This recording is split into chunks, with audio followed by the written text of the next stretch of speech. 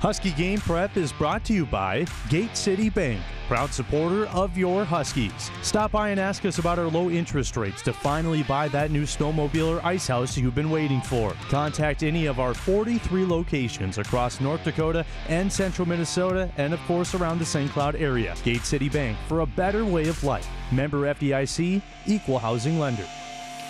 Hello, Huskies fans. Welcome back to another edition of Huskies Game Prep. I'm Joey Erickson, filling in for Sam Getzinger today. I would like to note that we are only a couple of days away from the NCAA tournament, and the St. Cloud State Huskies have a first-round matchup against Boston University. That game is set for Saturday, March 27th at 5:30 p.m. Central Standard Time. You can watch that game on ESPN News.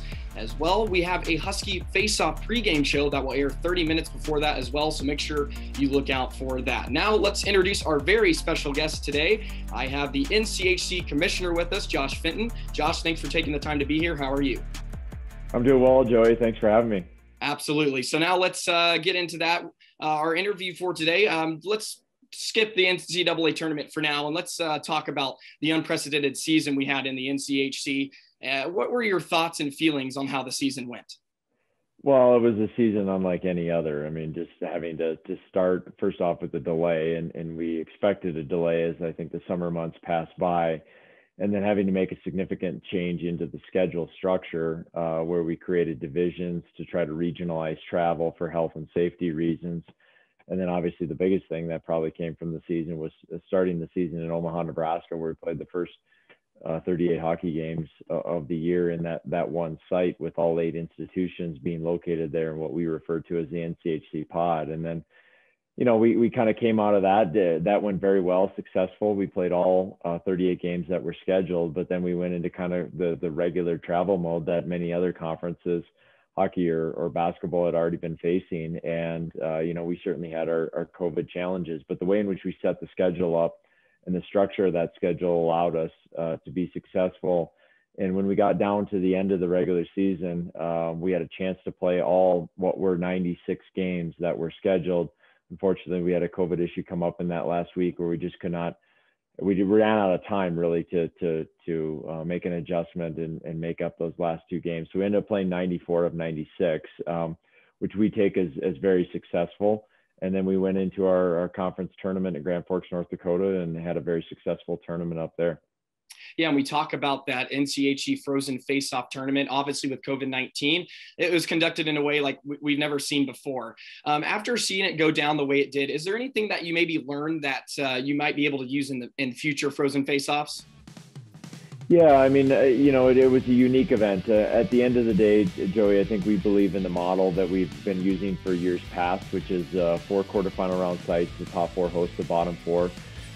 There's a reward for finishing in the top 4, and that's to play on your home ice and to play a team in a best-of-3 series in front of your home crowd. And then obviously the 4 winners of those series move on to St. Paul and Xcel Energy Center in the Frozen Face-Off. So that's the model that's worked very well for us in the past. We look forward to being back in St. Paul next year.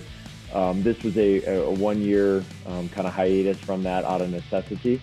And we needed to get the tournament done in an efficient and a quick manner.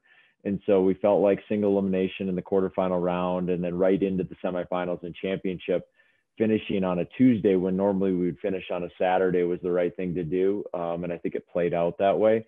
But I don't know that anything from the format or the structure from this past year continues into the future, because I think we truly believe in the model that we've used in the past. And I think that's the model that we'll use moving forward. Yeah, I think I can speak for a lot of people that were excited for it to get back to the Xcel Energy Center and have all the teams come down to Minneapolis. And now let's talk about the NCAA tournament. Obviously, the NCHC has 4 teams in the big dance, and I'm sure that stirred a lot of excitement for you guys, especially tying, you know, for the most teams in the tournament with the Big Ten with 4.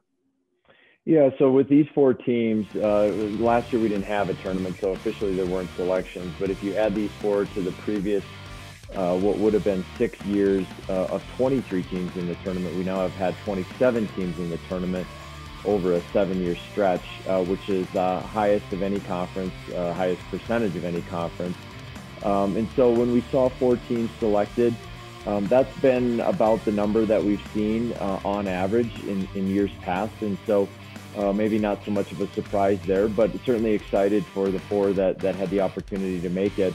And arguably, Joey, I think we felt as though that maybe 5 or potentially even 6 teams could have been in that tournament.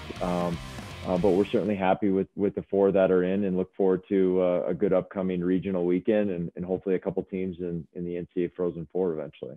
Yeah, one more question before I let you go, and I hate to put you on the spot. I don't know if you can answer this one truthfully, but who do you think takes this year's national championship?